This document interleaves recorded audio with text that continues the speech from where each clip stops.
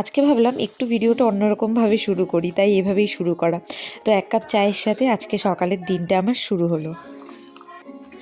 Good morning everyone, welcome back to my new blog. আশা করছি সকলে খুব ভালো আছো, সুস্থ আছো। তো ঘুম থেকে উঠে মুখ টুক ধুয়ে এই যে চা বানালাম, চা খাবো, খেয়ে কাজে লাগবো। আজকে আর কাপড়ও কাচি নেই, কিছুই করিনি, শুধু মশারিটা ভাঁজ করলাম। ঘুম থেকে উঠে আগে মশারিটা ভাঁজ করলাম। আজকে দারুণ সুন্দর রোদ উঠেছে। আর এদিকে দেখো দরজা বন্ধ করে রাখছি, বিড়ালের অত্যাচারে। বিড়াল সাথে বিড়ালের 3-4টা বাচ্চা এত অত্যাচার করছে বলার মতো না। তো এখন ঝটপট করে চা খেয়ে নিই। আজকে দারুণ সুন্দর রোদ উঠেছে, এরকম রোদ প্রতিদিন উঠলে না খুব ভালো লাগে। কালকেও রোদ উঠেছিল, কিন্তু কালকে হাওয়াও ছিল সাথে। তো চলো ব্লগটা এখন থেকেই শুরু করছি। আশা করছি আজকে ব্লগটা খুব ভালো লাগবে, তো স্কিপ না করে দেখতে থাকো শেষ পর্যন্ত।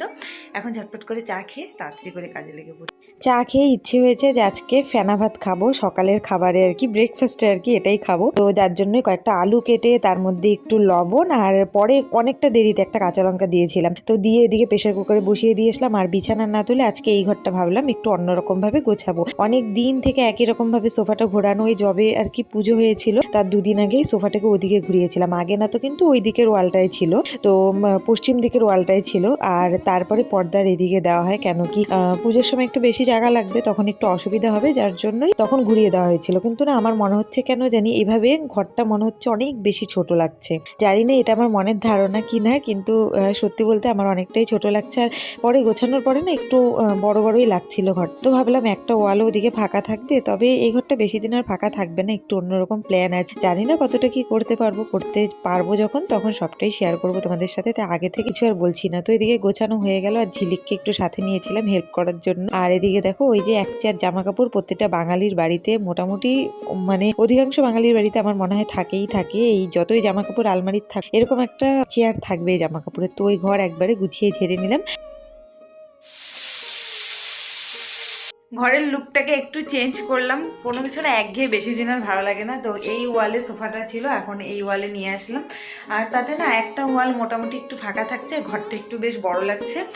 আর এদিকে সকাল সকাল হচ্ছে আজকে সেদ্ধ ভাত খেতে ইচ্ছে হয়েছে, ফেনা ভাত আর কি, সেটাই বসিয়েছি। আর আমি বিয়েতে গিফটে পেয়েছিলাম ওই প্রেশার কুকারটা বসিয়েছি। প্রেশার কুকারটা এত বাজে কি বলবো, জল একদম সব পড়ে যাচ্ছে। লাস্টে কি করেছি দেখাচ্ছি।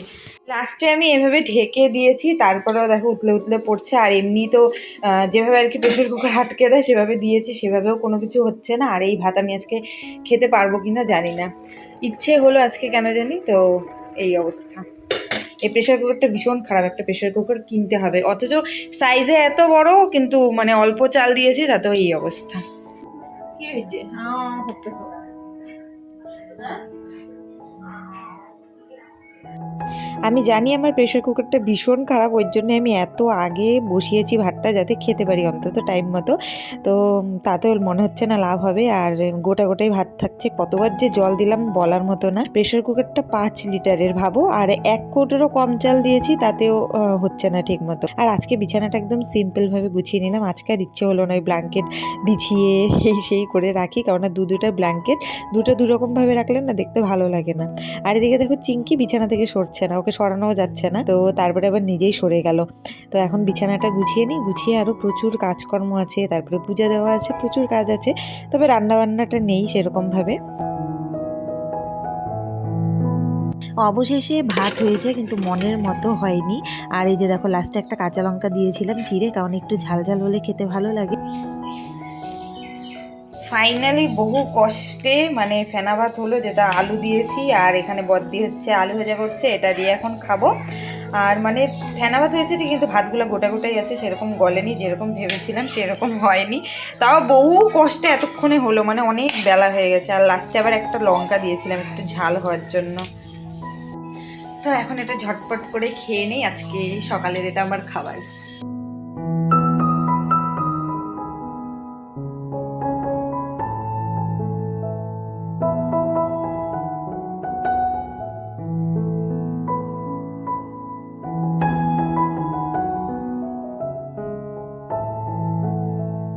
সারাদিনে যত কাজ করি সেই সব ব্লগ শ্যুট করা একদম অসম্ভব। আর এদিকে দেখো ক্যামেরাটা এখানে সেট করেছিলাম, ফোনটা আমার ঢাস ঢুস করে যে এই ট্রাইপডটার জন্য এত পড়ছে, ট্রাইপডটা একদম মানে বাজে হয়ে গেছে। এটা নতুন ট্রাইপড নিতে হবে কিন্তু আর নেওয়াও হচ্ছে না। তো এইদিকে দেখো নেট দেওয়া আমার ঘেরা গাছগুলোকে দেখছিলাম একটু, আর তোমাদেরকে দেখাবো দেখাবো করে দেখানো হচ্ছে না যে আমার গোলাপ গাছে কতগুলো গোলাপ ফুটেছে, প্রতিদিন ফোটে, এত ভালো লাগে না, কিন্তু আর শেয়ার করা হয় না। আর এই দেখো খাওয়া দাওয়া করে আমি অনেক কয়টা কিন্তু কাপড়ও কেচে নিয়েছি, দুটো সোয়েটার, তোমাদের দাদাভাইয়ের একটা আমার, আর সোয়েটার বলতে ওই আর কি জাম্পার টাইপের, আর এখানে কয়েকটা গেঞ্জি আর আমার একটা নাইটি আছে। তো এগুলো আর কি কেচে দিলাম, আর যখন কাচছিলাম তখন মার সাথে ফোনে গল্প করছিলাম, তাই এর ভিডিওটা শ্যুট করা হয়নি। ওই যে বললাম সব কিছু ভিডিও এত শ্যুট করা সম্ভব হয় না, একটা ফোন দিয়েই সব কিছু করা, তারপরে ফোনটা চার্জেও দিতে হবে কারণ চার্জও শেষ হয়ে যায়। কাজ মনে হচ্ছে যেন আজকে আর শেষ হচ্ছে না। এদিকে দেখো কাপড় কেচে চলে আসলাম এদিকে ঘরটা এখন ঝাড় দিতে, আর এদিকে ঝাড়টা দিয়ে তারপরে তিনটা ঘর মুছতে হবে, আবার কতগুলো বাসনও মাজা বাকি আছে এখনও। তো এই ঘরগুলো ঝাড় দিয়ে বাসন মাজবো। আর এই যে একটা ছোট লাঠি রেখেছি, এটা বিড়াল তাড়ানোর জন্য রেখেছি, ওটার মধ্যে দেখলাম কি ধুলো আছে, তো ওটা একটু ঝাড় দিয়ে রেখে দিলাম এক সাইডে, যেহেতু ঘরের মধ্যেই থাকে, নোংরা থাকলে কোনো কিছু না ভালো লাগে না। আর এদিকে দেখো এক ডিপ বাসন আছে। সত্যিকারের বলতে আমার না প্রেশার কুকার ব্যবহার করতে না একদম ভালো লাগে না। এক ডিপ বাসন মাজতে ভালো লাগে, কিন্তু কেন জানি আমার প্রেশার কুকার মাজতে ভালো লাগে না।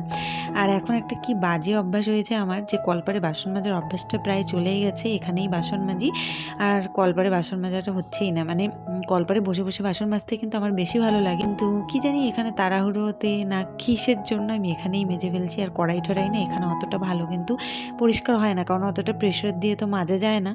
বেলা বাজে 2:30, এতক্ষণে স্নান করে আসলাম, আর এই যে ঝিলিক পূজা দিয়ে দিচ্ছে। আজকে আমি বললাম যে ও আগে স্নান করে নিয়েছে, বললাম ঝিলিক একটু পূজাটা দিয়ে দে। আর ঘরের লোকটা না চেঞ্জ করাতে ঘরটা না অনেকটা বড় বড় মনে হচ্ছে। স্নান করে আস্তে আস্তে একটা ফোন আসলো যে পার্সেলের একটা, তো কতক্ষণ গিয়ে রাস্তায় দাঁড়িয়ে থাকলাম, তো দেখি আসার এখনো নাম নেই। তারপরে চিঙ্কিও আমার সাথে দাঁড়িয়েছিল, তারপরে দুজনে মিলে আবার চলে আসলাম। এখন হয়তো আবার চলে আসে নাকি, ডাকবে নাকি জানি না। তো পুজো দেওয়া আজকে হয়ে গেছে, আজকে আর আমার পুজো দিতে লাগেনি, আজকে ঝিলিক পুজো দিয়ে দিয়েছে। আমাদের দাদাভাই চলে আসছে, আর ওর সামনে না আজকাল কি হয়েছে আমার ভিডিও সেরকম করাই হচ্ছে না, তো আমি ভয়েসটা যার জন্য পরে দিচ্ছি। তো এখানে রান্না হয়েছিল শাক, রান্না হয়েছিল লাউ শাক ডালের বড়ি দিয়ে, আর এটা হয়েছিল ফুলকপি, তারপরে আলু গাজর এটা দিয়ে, যেটা আমি খাবো না, আলু ভাজা, ছোট আলু ভাজা। তো এই দুটো জিনিসই আমি খাবো, শাক আর আলু ভাজা। এখন প্রায় আমি প্রতিদিন শাকই খাচ্ছি বলা চলে। তো চলো খাওয়া দাওয়া করি না। আর এইদিকে দেখো আমরা কিন্তু শুধু দুজন খাচ্ছি না, এদিকে আমাদের চিঙ্কিকেও খেতে দিয়ে দিয়েছি। একটু পরে যাব বাড়ির সবাই মিলে বলতে মা আসবে, মাসি আসবে, দিদি আসবে, তো আর আমি কয়েকজন মিলে মেলায় যাব। রেডি হইনি, মানে এই যে শুধু সোয়েটারটা একটু পরলাম। আর আজকে একটা পার্সেল এসেছে, তো ভাবলাম সেটাই তোমাদের সাথে শেয়ার করি। ভেবেছিলাম একবার যে আগামীকাল একবারে দিনের আলোতে ভিডিওটা শ্যুট করব, কিন্তু আমার আর তস্য হচ্ছে না, যে কোনো পার্সেল আসলে না কতক্ষণ মানে খুলবো সেটার জন্য আমি মানে প্রচণ্ড এক্সাইটেড থাকি। তাই চলো ঝটপট করে দেখিয়ে দিই দুটো পার্সেল। 8টার দিকে এসেছে দুটো পার্সেল, তো চলো দুটোই খুলে তোমাদের সাথে শেয়ার করি। এই ভিডিওটা কিন্তু অনেক দিন আগের, কারণ মেলা প্রায় অনেক দিন আগে এসেছিলো, তোমরা যারা আমার ব্লগ দেখেছো তারা জানবি। তো চলো পার্সেল দুটো খোলা হোক, এই কারণে এই ভিডিওটা আমি এক্সট্রাভাবে শ্যুট করে রেখেছিলাম, ভেবেছিলাম কোনো একটা ব্লগেই অ্যাড করে দিব। তো ভাবলাম চলো আজকের ব্লগটাই অ্যাড করে দেওয়া যাক। তো দুটোর মধ্যে প্রথমটা ছিল সোফা কভার, তো ছোট ছিল, 2টা 4 6টা ছিল, 6টা ছিল ছোট আর কি, যেটা সিঙ্গেল সোফা বা সাইডের মধ্যে দিতে পারো ওরকম টাইপের, আর 6টা টুকরো ওরকম ছিল, আর বড় ছিল 2টা আর কি, দুটো টুকরো বড় ছিল। আর এরকম ছিল হোয়াইটের মধ্যে ছোট প্রিন্ট করা ছিল ফুলের, মাল্টি কালারের আর কি ফুলের প্রিন্ট ছিল। আর এতদিন না শীতকাল যেহেতু, তো আমি একটা গায়ের চাদর নতুন, যেটা ব্যবহার করা হয়নি, আমাদের বৌভাতে গিফটে পেয়েছিলাম, সেটাই আর কি পেতে রেখে দিয়েছিলাম। আরেকটা সোফা কভারও ছিল, এর আগে দেখেওছে হয়তো যারা আমার ব্লগ দেখে থাকবে। তো ওটা আর কি না খুব স্লিপ করতো, মানে একটু বসলেই আর কি একদম ওলটপালট হয়ে যেত, একদম ভালো লাগতো না, যার জন্য এটা আবার খুব সুন্দর একদম এটো সেটো হয়ে মানে সোফার গায়ে লেগেছিল, সহজে সরতো না। তো এই সোফার কভার আজকে ওটা সরিয়ে দিয়ে এটা লাগিয়ে দিলাম। আর কেমন হয়েছে কভারটা কমেন্ট করে জানিও। আমার না আরও একটু অন্যরকম টাইপের নেওয়ার ইচ্ছে ছিল, কিন্তু ওগুলো ভীষণ দাম, 700 800 1000 1500 2000 অত টাকা দামের নেওয়া সম্ভব, তো একদম কমের মধ্যে এটা নিয়েছি। কেমন হয়েছে এটা হচ্ছে ফাইনাল লুক, কমেন্টে জানিও। তো তারপরে আজকে কুশনের কভারগুলো চেঞ্জ করব। আর এটা হচ্ছে সেকেন্ড যেটা আমার পার্সেল, সেটা হচ্ছে কুশন কভার। তো এরকম ফাড়ের কভারগুলো ভেবেছিলাম 4-5টা নিব, মানে এক একটা আলাদা কালারের, কিন্তু অতগুলো কুশন এখন নেই, যার জন্যই দুটো নিয়েছি।